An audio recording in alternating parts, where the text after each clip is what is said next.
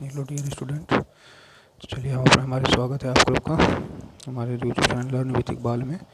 तो आज हम फिर एक क्वेश्चन डिस्कस करेंगे जो कि बोर्ड एग्जाम के लिए बहुत ही इंपॉर्टेंट है। ये क्वेश्चन है, यदि किसी एपी का 7वां पद 1/9 हो तथा 9वां पद 1/7 हो तो 6वां पद निकालें।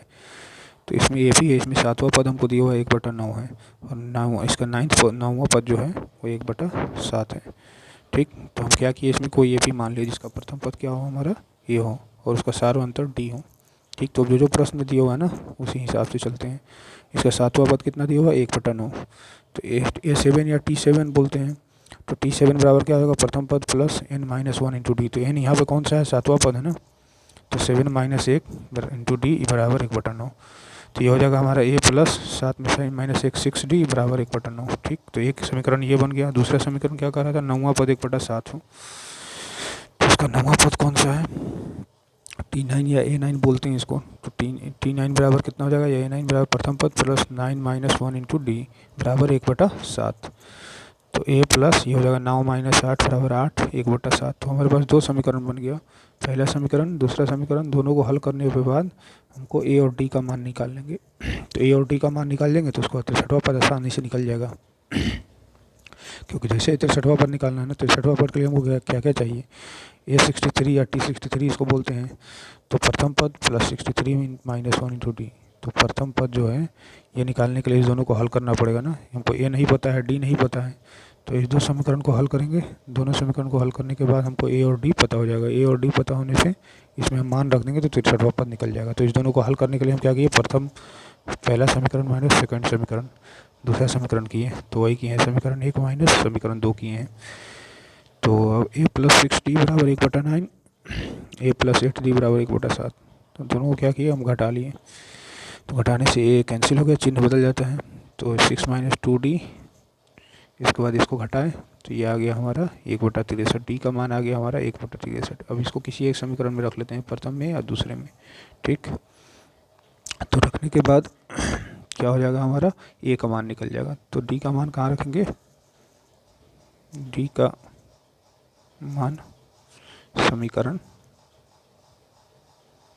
2 में रखने पर हम क्या करेंगे, किसी एक समीकरण में रखेंगे। हम 2 में रखते हैं यहाँ पे डी का मान। तो क्या था हमारा समीकरण, a plus 8d, 8 into D का मान कितना है 1/63। तो 1/63 बराबर 1/7। ठीक, तो अब ये क्या हो जाएगा हमारा, इसलिए a बराबर कितना हो जाएगा 1/7 माइनस 8/63। 8 से इसमें गुना हुआ 8/63, इसको बाएं पक्ष में ले जाएंगे तो दाएं पक्ष में ले जाएंगे तो क्या होगा, इधर प्लस में है तो उधर जाके माइनस में हो जाएगा। अब इसको हल करेंगे तो कितना होगा, 9 - 8 यानी 1/63। तो a का मान आ गया 1/63। अब इसको हमको क्या करना है, 63वां पद निकालना है। तो 63वां पद के लिए इस फॉर्मूले में हम रख लेंगे a और d का मान। तो T63 यानी 63वां पद बराबर कितना हो जाएगा, प्रथम पद 1/63 प्लस 63 - 1 यानी 62 इंटू डी कितना आ गया हमारा, डी आया था 1/63।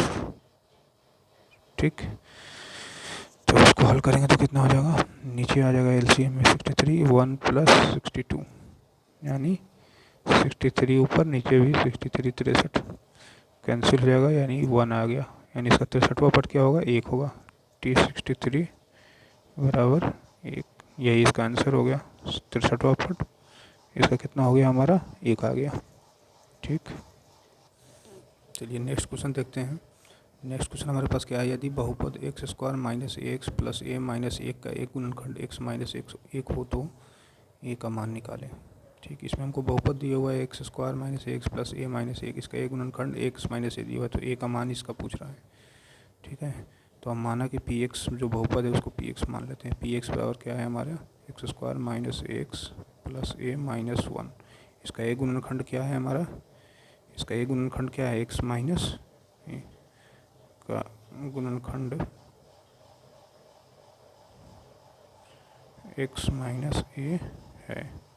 ठीक ना, तो x माइनस ए गुणनखंड है। तो इसमें से ए का मान कैसे निकालते हैं, ठीक। तो हम क्या करेंगे, गुणनखंड में x माइनस ए है ना, तो यहाँ से x का मान निकालेंगे। पहले जो गुणनखंड है ना, x माइनस ए बराबर 0 करेंगे। तो यहाँ से x बराबर कितना आ गया, a। और इस x के मान को हम क्या करेंगे, px में रख लेंगे। जहाँ जहाँ x है वहाँ पे x का मान रख लेंगे। तो px में x बराबर a रखने पर, ठीक। और जैसे ही गुणनखंड है ना, गुणनखंड का मतलब ये हुआ कि उसको पूरा पूरा भाग कर लेगा, यानी उसका शेषफल कितना हो जाएगा, 0 हो जाएगा। तो x बराबर जैसे ही जो मान आया है उसको रखेंगे इसमें, तो px का मान कितना होगा, 0 होगा। तो px बराबर क्या होना चाहिए, 0 होना चाहिए, ठीक ना। तो जहाँ जहाँ px में x है वहाँ पे x का मान a रखेंगे, सिर्फ x की जगह पे a रखेंगे, और उसका मान a रखने के बाद उसको बराबर 0 करेंगे, ठीक। क्योंकि गुणनखंड का मतलब होता है जो वो उस बहुपद को पूरा पूरा भाग लग जाएगा। पूरा पूरा भाग लगने से यानी उसका शेषफल कितना हो जाएगा, 0 हो जाएगा, ठीक।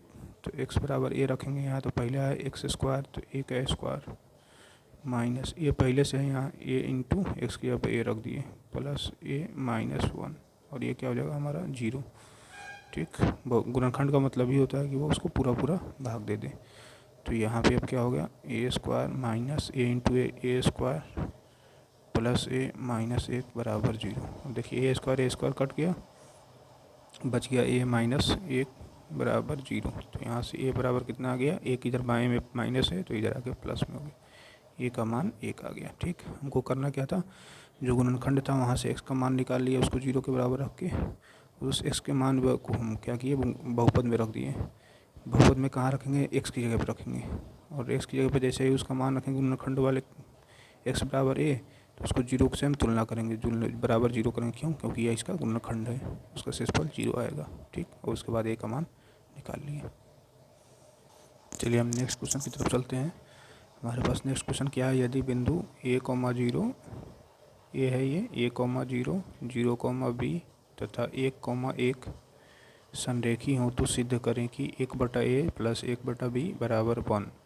यानी 3 बिंदु दिए हुआ a, 0 0, b और 1, 1 तीनों क्या कर रहा है, हमारा संरेखी है, यानी एक ही रेखा पर स्थित है।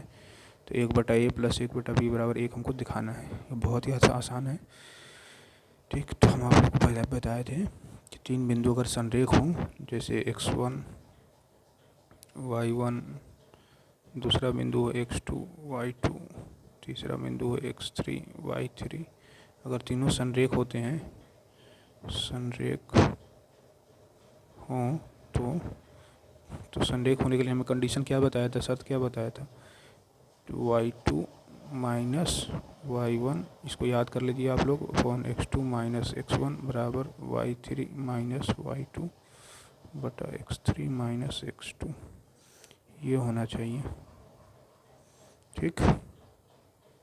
यानी y2 minus y1 upon x2 minus x1 बराबर होगा y3 minus y2 x3 minus x2, ठीक।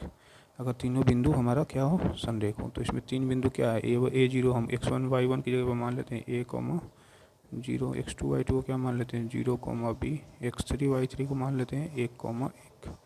ये संरेख है, हमको दिया हुआ है, तो यानी इस फार्मूले में को सेटिस्फाई करना चाहिए। ये फार्मूला उस पर भी लागू होगा, संरेख बिंदु के लिए यही होता है फार्मूला, तीनों बिंदु संरेख हो तो ये एक फार्मूला लगेगा, बस इतना दिमाग में रखना है आप लोग को, ठीक। तो इसी फार्मूले का हम यूज करके ये सिद्ध कर लेंगे, ठीक। तो हमारा x1 y1 a, 0 हो गया, x2 y2 0, b हो गया, x3 y3 1, 1 हो गया। अब इस फार्मूले में हम रख देंगे। तो इस फार्मूले में जब रखिएगा, संरेख है पहले से दिया हुआ है, तो y2 कितना है हमारा, देखिए b है, तो b माइनस y1 कितना हो गया, देखिए 0 है, ठीक। x2 कितना है, 0 है, माइनस x1 कितना हो गया, ये है, ये बराबर होगा किसके, y3 माइनस y2 कितना हो गया हमारा, 1 हो गया, माइनस y2 कितना हो गया, b हो गया, x3 माइनस x2,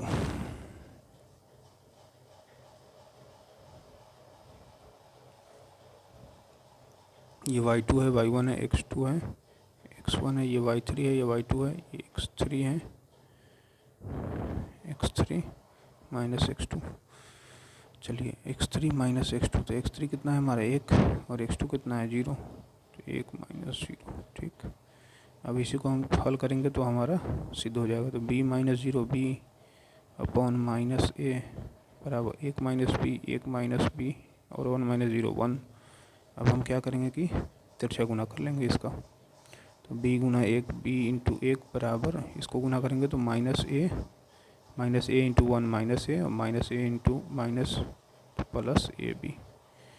तो ये हो गया हमारा b और माइनस ए को बाएं पक्ष में ले आएंगे तो प्लस ए बराबर ए बी। अब देखिए इस तरह का कुछ फॉर्म दिख रहा है, हमको 1/a 1/b और 1 लाना है। तो यहाँ पे 1 लाने के लिए ए बी है गुना में, तो इसको पूरे में हम क्या करेंगे समीकरण में ए बी से भाग दे देने पर। तो ए बी से पूरे समीकरण में भाग देंगे तो क्या हो जाएगा, पूरे समीकरण में यहाँ लिख देती है बायां पक्ष और दायां पक्ष दोनों में हम ए बी से भाग देने पर, ए बी से भाग देने पर, भाग एक तरफ नहीं देते हैं, जो काम बायां पक्ष में करते हैं वही काम हम दायां पक्ष में करते हैं। ठीक, तो बायां पक्ष में हम भाग देंगे ए बी से, तो b बटा ए बी प्लस ए बटा ए बी, ए बराबर दायां पक्ष में ए बी बटा ए बी। तो दायां पक्ष तो आ गया हमारा 1, ए बी कैंसिल हो गया, ये आ गया हमारा 1। अब यहाँ पे कुछ अच्छे से देखिएगा तो देखिए बी कैंसिल हो गया, कट गया।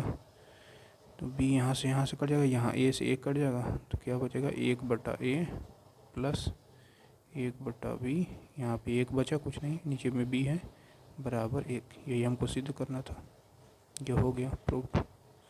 मेन जो है आप लोग ये फार्मूले को याद रखिए। ठीक, इस फार्मूले को हम एक बार इधर फ्रेश लिख देते हैं। जब 3 बिंदु संरेख हो, x1 हो y1 हो, x2 हो y2 हो, x3 हो y3 हो, तो उस केस में क्या होगा, तो y2 minus y3 upon x2 minus x1 बराबर होता है हमारा y3 माइनस y2 बटा x3 माइनस x2। इसी फार्मूले को यूज किया जाएगा। ये आप लोग को नहीं पता होगा, इसको नोट कर लीजिए। इस फार्मूले का आप लोग आसानी से इस्तेमाल कर सकते हैं, यूज कर सकते हैं। ठीक है, चलिए फिर अभी रहने देते हैं, इतना ही क्वेश्चन, 3 ही क्वेश्चन। अगर जिसको ये फार्मूला नहीं याद रखने में दिक्कत हो रहा है तो अपना जो त्रिभुज का क्षेत्रफल वाला फार्मूला होता है अपना 1/2 x1 into y2 minus y3 plus x2 into y3 minus y1 plus x3 into y1 minus y2, उस फार्मूले से भी निकाल सकते हैं। ठीक है, चलिए ठीक है, तो अभी के लिए इतना ही रहने देते हैं हम। और आप लोग से रिक्वेस्ट है कि हमारे चैनल को सब्सक्राइब करें और शेयर करें।